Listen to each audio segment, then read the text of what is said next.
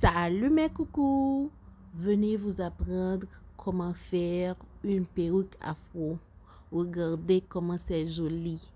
Waouh!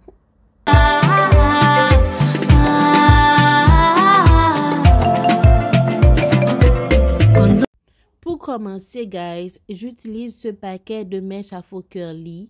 Vous pouvez l'acheter dans n'importe quelle boutique cosmétique. Moi, j'aime beaucoup cette couleur. Regardez la texture. C'est vraiment joli. Il y a des différentes couleurs, guys. Vous pouvez choisir dans votre goût.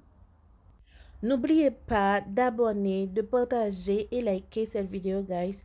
J'utilise deux types de bonnets. Celle-là pour protéger la perruque envers mes cheveux. Qu'est-ce passe, papito? Je suis avec mon fils. Et celle-là aussi pour rentrer les mèches. Et aussi une aiguille crochet, guys.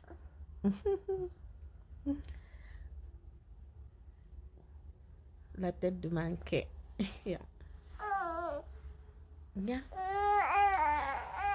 Je vais silencier la vidéo parce que mon fils s'est réveillé.